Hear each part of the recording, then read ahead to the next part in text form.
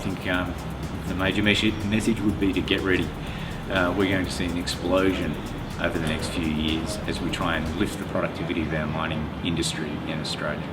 We're going to see new technologies, we're going to see a refresh of technologies in existing mines, we're going to see challenges out there that we've never seen before in mining. Okay, so I think over the next few years we're going to see a few significant milestones in technology.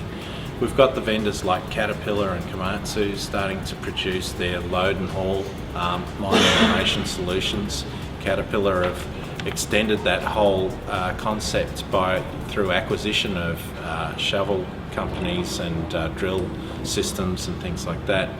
But we'll also continue to see areas of mine automation happening throughout mines.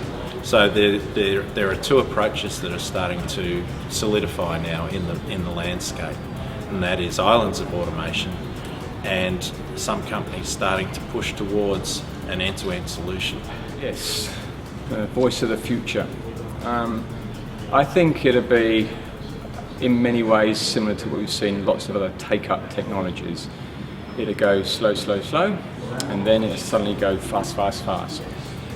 You'll have your early adopters, and then they will have the battle-scarred badges of honour that will show that finally the automation is a viable and productive and safe business model.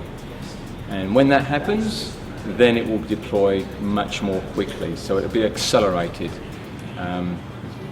Between now and then, there's a lot of learning to be undergone. You know, when you look back in hindsight, as we all do, you think, well, why couldn't I see that issue before? And we don't. We can't imagine all these things. And I think what will happen is, as we go, we'll learn. There'll be a few people out there championing the causes, and then you will see, and who knows the timing on that, but it's several years away. But then you will see a widespread take-up.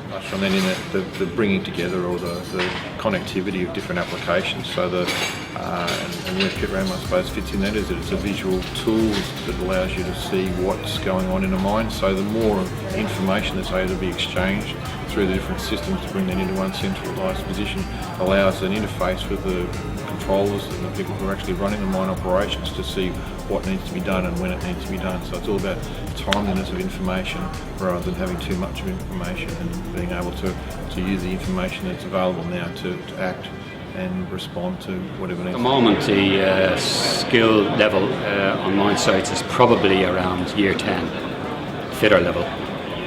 When they go automation, that's going to be graduate or postgraduate qualification level.